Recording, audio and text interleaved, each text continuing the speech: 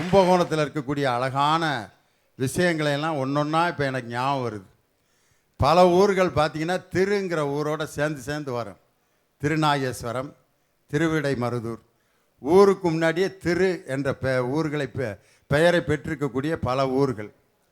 அதே மாதிரி அப்பாவுக்கு மந்திரத்தை சொல்லி கொடுத்த தகப்பன் சுவாமியை பெற்றிருக்கக்கூடிய 6 படை வீடுகளில் ஒரு வீடான சுவாமி மலை இந்த கும்பகோணத்தில் தான் இருக்குது.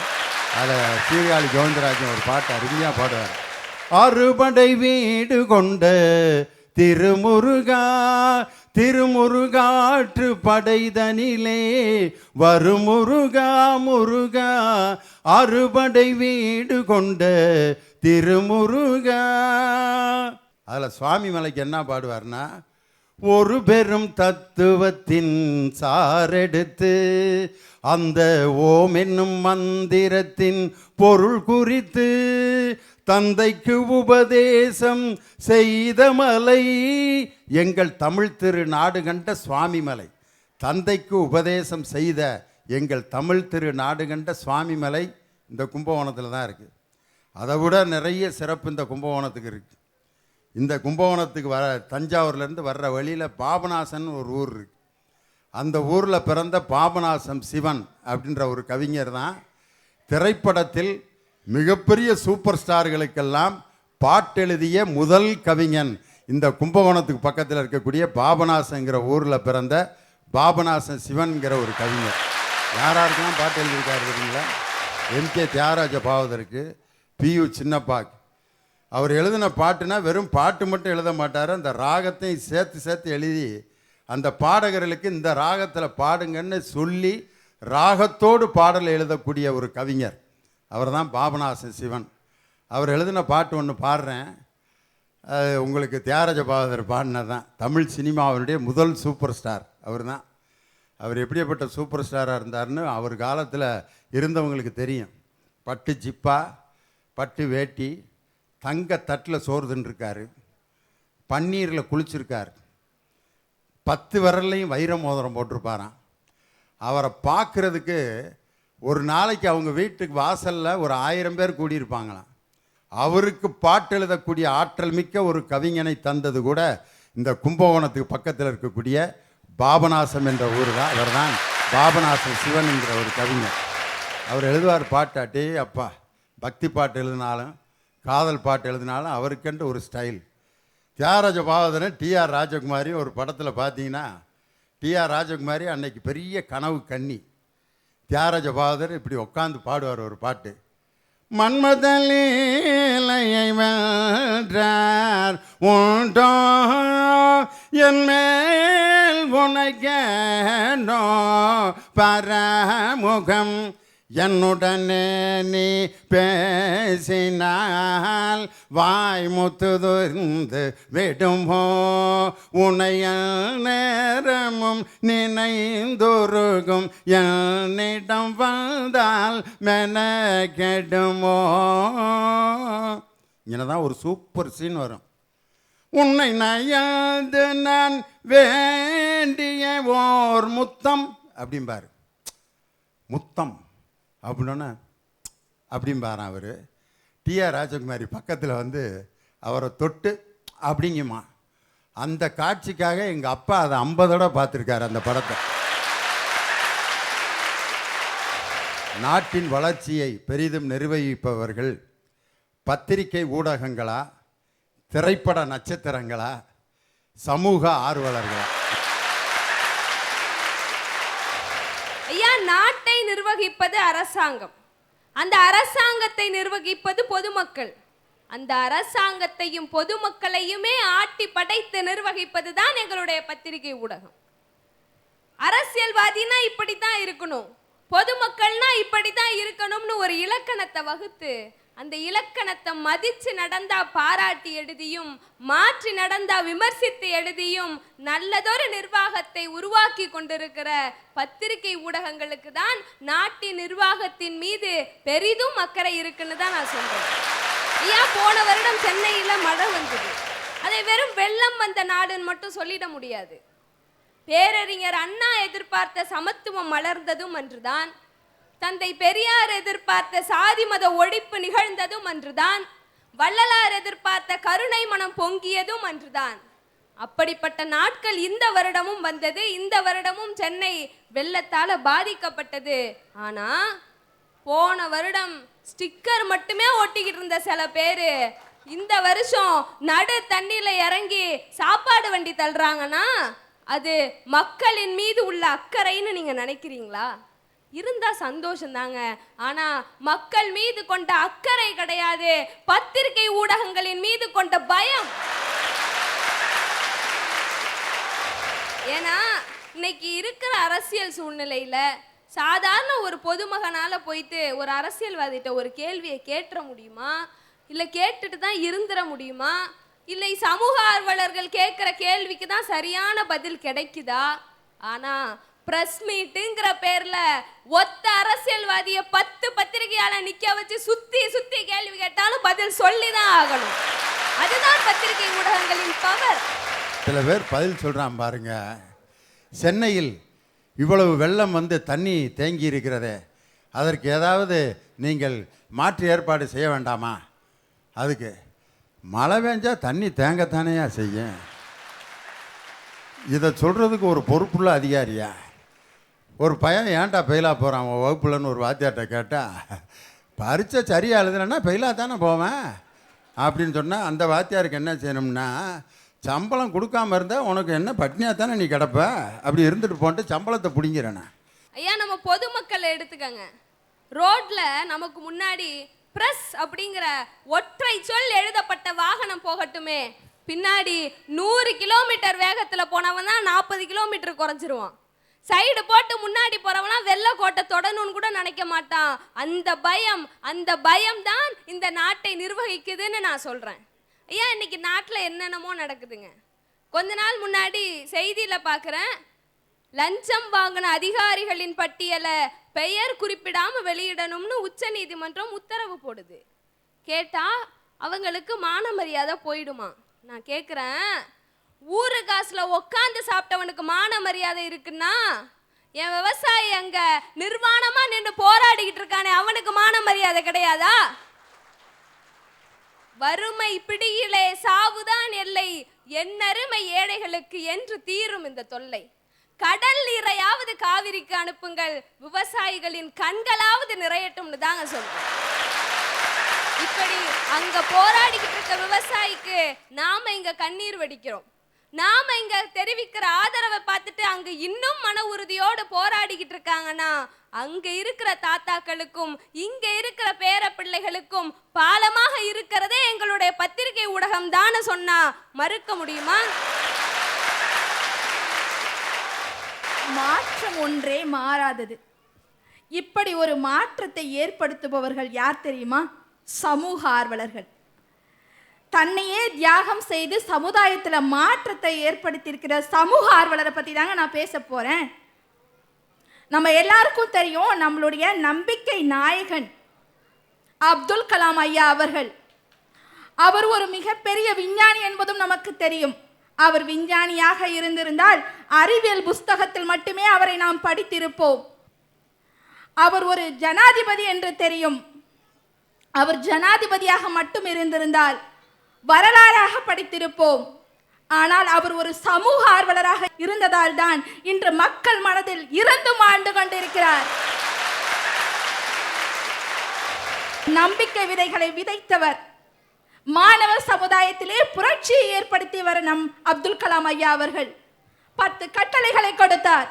இலக்குகளை எப்படி உருவாக்குவது என்பதை கற்றுக் கொடுத்தார். அந்த இலக்குகளை நோக்கி பயணம் செய்வதற்காக கனவு காணுங்கள் என்று சொல்லிக் கொடுத்தவர் நம்ம ஐயா அப்துல் கலாம் ஐயா அவர்கள். மாணவ சமுதாயத்தில் புரட்சி ஏற்படுத்தலையா? நம்ம ஐயா அப்படி ஒரு புரட்சியை ஏற்படுத்தியிருக்கிறாங்க ஐயா. நம்ம எல்லாருக்குமே தெரியும், நம்ம தமிழ்நாட்டு காந்தின்னு கூட சொல்றோம். கர்ம வீரர் காமராஜர் அவர்கள் படிக்காத மேதை பல படித்த மேதைகளை உருவாக்குனாங்க. எப்படி ஒரு தொலைநோக்கு பார்வை இருந்தால் பசியோடு இருக்கும் குழந்தைகள் படிப்பில் கவனம் செலுத்த முடியாதுன்றதை உணர்ந்த மதிய உணவு சட்டத்தை செயல்படுத்தினாங்க. இந்த சமூக சிந்தனை, தொலைநோக்கு பார்வை ஒரு சமூக ஆர்வலருக்கு மட்டும்தாங்க இருக்க முடியும்.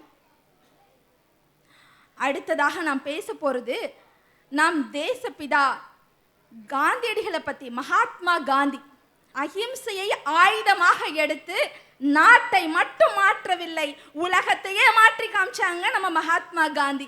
எப்படின்னு கேக்குறீங்களா? நம்ம எல்லாருக்குமே தெரியும், நெல்சன் மண்டேலா சவுத் ஆப்பிரிக்காவுடைய அதிபராக இருந்திருக்கிறாரு. அந்த நாட்டில் இனப்போர் நடந்த போது அறப்போரை செய்து மகாத்மா காந்தி தான் என்னுடைய குரு என்று 27 வருஷம் சிறையில் இருந்து அந்த நாட்டு மக்களுக்கு விடுதலை வாங்கி கொடுத்தார் நெல்சன் மண்டேலா. சமூகத்தில் அவர் ஏற்படுத்திய புரட்சி இன்றும் அவர் பேசப்படுகிறார்.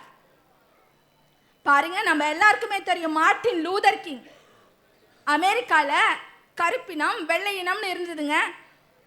மார்ட்டின் லூதர் கிங் தன்னை எப்படி தெரியுமா அறிமுகப்படுத்திக்கிறாரு? நான் காந்தியடிகளுடைய சிஷ்யன்னு தன்னை அறிமுகப்படுத்திக்கிறாருங்க.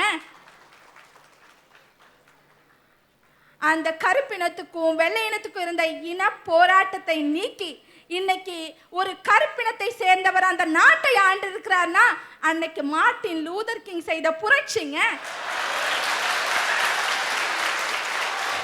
ஜவஹர்லால் நேரு அவங்க நம்ம நாட்டினுடைய முதல் பிரதம மந்திரின்னு தெரியும்.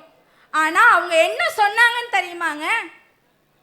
நான் இறந்து போன பிறகு எனது சாம்பலை ஹெலிகாப்டரில் எடுத்து சென்று நம் நாடு முழுவதும் தூவுங்கள், என்னுடைய சாம்பல் கூட இந்த நாட்டிற்கு உரமாகி மரமாகட்டும்னு சொன்னார் சமூக ஆர்வலர். பாருங்க, உலகமே ஒரு நாடக மேடை, நாமெல்லாம் அதில் நடிகர்கள். நமக்கு கொடுத்த கதாபாத்திரத்தில் சிறப்பாகவும் குறையில்லாமல் நடிக்க வேண்டும் என்று ஷேக்ஸ்பியர் சொல்லியிருக்கிறார். இன்னைக்கு சல்லடெல்லாம் ஊசியை பார்த்து உன்னிட்ட ஒரு ஓட்டை இருக்குன்னு சொல்லிட்டு இருக்கா, அது வேற விஷயம். இப்போ நம்ம வாழ்க்கை ஓட்டம் ஓடணும்னு வச்சுக்கலாம், வாழ்க்கை ஓடணும்னு வச்சுங்களேன், நம்ம ஆளுக்கு தகுந்தாப்புல இடத்துக்கு தகுந்தாப்புல பேசிதாங்க ஆக வேண்டியிருக்கு, வேற ஒன்றுமே இல்லை. தீபாவளிக்கு எங்கள் அக்கா வந்தாங்க, பட்டு புடவை எடுத்துகிட்டு வந்து நல்லா இருக்கான்னு கேட்டாங்க. அவங்களுக்கு அவங்க வீட்டுக்காரர் வாங்கி கொடுத்த பட்டு புடவை என்னட்ட காட்டி நல்லா இருக்குன்னாங்க. எப்படி இருந்தது தெரியுமா? பஞ்சு முட்டாய் கலரில் இருந்தது. நான் உடனே சீச்சி நல்லா இல்லைன்னு சொன்னால் அந்த இடத்துல நான் ஒரு வில்லன், நல்லா இருக்கு இன்னும் கொஞ்சம் லைட்டாக இருந்தால் இன்னும் சூப்பராக இருக்குன்னு சொன்னால் நான் ஒரு ஹீரோ, சூப்பர் அப்பு அப்படின்னு போய் சொன்னோன்னு வச்சிங்களேன், நான் அந்த இடத்துல ஒரு காமெடியன். இவ்வளோ கதாபாத்திரத்தை எனக்குள்ளே வச்சுக்கிட்டு மேக்கப் பட்டும் போட்டு எங்களை சந்தோஷப்படுத்துகிற எங்கள் நடிகர்களை பார்த்து உனக்கு என்ன தகுதி இருக்குது, உனக்கு அரசியலுக்கு வர என்ன தெரியும்னு கேட்குறிய. உனக்கு என்னையா தெரியுது? ஃபஸ்ட்டு நாட்டோட பிரதம மந்திரி பேரு தெரியுதா? பிரதம மந்திரி யாருன்னு தெரியாத ஆள் யார் யாது? உங்க ஊருக்காரர் தான். இதை திண்டுக்கல்காரன்ட்டே சொல்லிட்டு இருக்கியா பாரு. ஐயோ ஐயோ ஐயா, தவறு செய்வது மனிதனோட இயல்பு. சாமானிய மனிதர்கள் நாங்கள் தப்பு செஞ்சா அது 10ஆவதுல காப்பி அடிச்ச மாதிரி 10ஓட 11. பொறுப்புள்ள அமைச்சர் நீ காப்பி அடிச்சினா, அதாவது தப்பு செஞ்சினா, அது ஐஏஎஸ் ஆஃபீஸர் ப்ளூடூத் வச்சு பொண்டாட்டிட்ட கட்டி எழுதுற மாதிரி. பொண்ணு கூட சொன்னா, ரொம்ப உணர்ச்சி வசப்பட்டு பேசாதம்மா, நீ ஒழுங்கா வீட்டுக்கு வரணும்னா என்ன செய்வாங்க? இல்லை என்னதான் செய்வாங்க? மூஞ்சில ஆசிட் ஊற்றுவாங்களா? அது ஏற்கனவே ஊத்துன மாதிரி தான் இருக்கு. கத்தி எடுத்து 4 இடத்துல குத்துவாங்களா? உலகத்திலேயே அதிகமான வலி ஒரு பெண் தாங்கும் பிரசவ வலின்னு நான் ஆராய்ச்சியில் சொல்லியிருக்காங்க. அதை 2 முறை நான் அனுபவிச்சிருக்கேன். உங்க கத்தி குத்தம் எனக்கு சும்மா ஜுஜுபி சார். இப்போ நல்லதான் 4 வாரத்தை கேட்டுட்டு நாட்டுக்கு தெரிகிற மாதிரி செத்தாலும் பரவாயில்லன்னு ஒரு முடிவோட தான் முடிவு கட்ட வந்திருக்கான். இன்னைக்கு என்னதான் நடக்கும் நடக்கட்டுமே, இருட்டினில் நீதி மறையட்டுமே, தன்னாலே வெறி வரும் தயங்காதே, ஒரு தலைவன் இருக்கிறான் மயங்காதே, ஒரு தலைவன் இருக்கிறான் மறவாதே. இதை சொன்னது எங்கள் திரைப்படம். இப்போ அமெரிக்க அதிபர் ஒபாமா இந்தியாவுக்கு வந்திருந்தார். எல்லா அதிபரும் வராங்க, இது சாதாரண விஷயம் கிடையாது. மாயண்ணன் வந்திருக்காக, மாப்பிள்ளை முக்கச்சாமி வந்திருக்காக அப்படிங்கிற மாதிரி விஷயம் கிடையாது. ஒரு உலகமே பார்த்து பயப்படுற ஒரு டெரர், ஒரு வல்லரசோட அதிபர். அவங்க இந்தியாவுக்கு வந்தப்போ நம்ம தாஜ்மஹாலை பார்த்துட்டு, இவ்வளோ அழகான ஒரு தாஜ்மஹாலை பார்க்க என் பொண்ணுக்கு கொடுப்பன இல்லை. ஏன் தெரியுமா? அவளுக்கு பள்ளிக்கூடத்தில் விடுமுறை அளிக்கவில்லை. யாருக்கு? ஜனாதிபதியோட பொண்ணுக்கு அந்த நாட்டில் பள்ளிக்கூடம் விடுமுறை தரவில்லையாம். அது ஜனநாயகமா? இங்க நடப்பது ஜனநாயகமா? சாமானிய மனிதனிலிருந்து ஜனாதிபதிக்கு அங்க ஒரே சிஸ்டம். இங்க சிஸ்டமே சரியில்லையே. இதை நாங்க சொன்னா எங்களை கோமாளி ஏமாளிங்கிறீங்க. பத்மபூஷன் விருது தருவீங்களாம், பத்மஸ்ரீ விருது தருவீங்களாம், தேசிய விருதுலாம் தருவீங்களாம், தேசிய தலைவர் வீட்டுக்கு வருவாங்களாம், நான் கூட தரணுமா, நல்லது கெட்டது குரல் கொடுக்கணுமா. ஆனா அரசியலுக்கு மலிவுன்னு வரக்கூடாதான். என்ன கொடுமை சார் இது. மனிதன் என்பவன் தெய்வமாகலாம், மனிதன் என்பவன் தெய்வமாகலாம், வாரி வாரி வழங்கும் போது வள்ளலாகலாம், வாழை போல தன்னை தந்து தியாகியாகலாம், உருகி ஓடும் மெழுகை போல ஒளிகை வீசலாம், மனிதன் என்பவன் தெய்வமாகலாம், தெய்வமாகலாம். இந்த பாடலுக்கு இலக்கணமாக தமிழகத்தின் தலையெழுத்தையே மாற்றிய முரசொலி என்னும் பத்திரிகையில் என் உயிருக்கும் மேலான கழக உடன்பிறப்புகளே என்ற ஒற்றை வரி வாக்கியத்தில் 5 முறை தமிழக முதலமைச்சராக இருந்து 6வது முறையாக தமிழக முதலமைச்சராக வர காத்திருக்கின்ற என் தமிழின தலைவர் டாக்டர் முத்தமிழறிஞர் கலைஞர் அவர்களின் பேனாவின் முனை தலை குனிந்து தமிழகத்தின் தலை நிமிர்ந்தது என்றால் நாட்டை நிர்வகிப்பதில் பெரிதும் அக்கறை கொண்டவர்கள் பத்திரிகை ஊடகங்களேன்னு பேச வந்திருக்காங்க. சொன்னாங்க திரைப்பட நட்சத்திரங்கள் செய்யறாங்க, திரைப்பட நட்சத்திரங்கள் செய்யறாங்கன்னு. ஐயா, நான் ஒரே ஒரு விஷயம் கேட்கிறேன். எத்தனை திரைப்பட நட்சத்திரங்கள், பழைய திரைப்பட நட்சத்திரங்கள் இன்னைக்கு நல்லா இருக்காங்க? எத்தனை சமூக நல ஆர்வலர்கள் இன்னைக்கு நல்லா இருக்காங்க? ஏங்க, ஒன்றும் இல்லைங்க, சோத்துல ஒருவேளை சாப்பாடு இல்லாமல் கஷ்டப்படுற திரை நட்சத்திரங்கள் இன்னைக்கு இருக்கிறாங்களே, அவங்கள கண்டுகிட்டு கூட இந்த திரைப்பட நட்சத்திரங்களுக்கு வேலை இல்லாமல் போச்சே, எந்த சமூக நல ஆர்வலர்களுக்கு வேலை இல்லாமல் போச்சே. ஐயா, ஒரு கதாநாயகி வர்றா, ஒரு கதாநாயகி வந்தோடனே எத்தனை நாள் அந்த கதாநாயகியால் ஃபீல்டில் நிற்க முடியுது? 1 வருஷம், இல்லை அதிகபட்சம் 3 வருஷம். அதுக்கப்புறம் அவங்களோட நிலைமை என்ன? உடனே எடுத்த உடனே அண்ணி, அடுத்தது அக்கா, அடுத்தது கொழுந்தியா, அடுத்தது மாமியா, அடுத்தது பாட்டி, கடைசியில் போனோன்னு கொண்டு வந்துடுறாங்க. அந்த மாதிரி நிலைமை இன்னைக்கு ஆகிப்போச்சு. இவங்க இங்கே நம்ம நாட்டை காப்பாற்ற போகிறாங்க. ஐயா, நான் ஒரே ஒரு விஷயம் சொல்கிறேங்க. இன்னைக்கு பத்திரிகையில் எழுதப்பட்ட தகவல்களும் புத்தகத்தில் எழுதப்பட்ட தகவல்களும் இன்னைக்கு இருக்கக்கூடிய பழைய கடையில் போய் கேட்டு பாருங்க, எத்தனை நாள் கழிச்சு வேணாலும் வாங்கி படிக்கலாங்க. அத்தனை மகத்துவம் வாய்ந்தவர்கள் தான் நாங்கள் பத்திரிகை ஊடகங்கள். ஐயா, மும்பை மாநகரம் உங்கள் எல்லாருக்குமே நல்லா தெரியும். அதை தொழில் நகரம்னு சொல்கிறோம். அங்கே தொழில் நகரம் தான். ஆனால் அங்கே ஒரு மிகப்பெரிய ஒரு கொடுமை நடக்குது. அது உங்கள் எல்லாருக்கும் தெரியுமா? இன்னைக்கு எத்தனை பேருக்கு அந்த கொடுமை தெரியும்? ஐயா, அங்கு வேலை பார்க்கக்கூடிய துப்புரவு தொழிலாளர்கள்ல 100க்கு 65% பேர்ல 35 வயசுலயே இறந்து போயிடுறாங்க. என்ன காரணம் தெரியுங்களா? மனித மனத்தை மனிதனே அள்ளக்கூடிய அவல நிலை இன்னைக்கு அங்க இருக்குங்க. அதை பார்த்து கிராமத்து கவிஞன் அழகா ஒரு பாடல் எழுதினா பாருங்க. என்னடா விஞ்ஞானம் எதுக்கு அது, ஏழைக்கு அதில் என்ன இருக்கிறது? என்னடா விஞ்ஞானம் எதுக்கு அது, ஏழைக்கு அதில் என்ன இருக்கிறது? கோவில் மணி ஆட்டக்கூட மிஷின் இருக்குது, கோழி மசுறு புடுங்க மிஷின் இருக்குது. கோவில் மணி ஆட்டக்கூட மிஷின் இருக்குது, கோழி மசுறு புடுங்க மிஷின் இருக்குது. சாக்கடையில் விழுந்து செத்தா மனுஷன் இல்லையா, இந்த சங்கடத்தை தீக்க ஒரு மிஷின் இல்லையா? எவ்வளவு அருமையா எழுதியிருக்காங்க. யோசிச்சு பாருங்க அவங்களுடைய வாழ்க்கைய. எந்த திரைப்பட நட்சத்திரம், நான் கேட்குறேங்க, எந்த திரைப்பட நட்சத்திரங்கள் போய் அவங்களுக்கு ஆறுதலாக ஒரு வார்த்தை சொன்னீங்க? எந்த சமூக நல ஆர்வலர்கள் போய் அவங்களுக்காக குரல் கொடுத்தீங்க? அங்கு நடக்கக்கூடிய அவலங்களை படம் போட்டு வெளிச்சம் போட்டு காட்டி அங்கு இருக்கக்கூடிய நிலையை மாற்றி இருக்கிறானே என் பத்திரிகை ஊடகன். மறுக்க முடியுமா அவங்களால?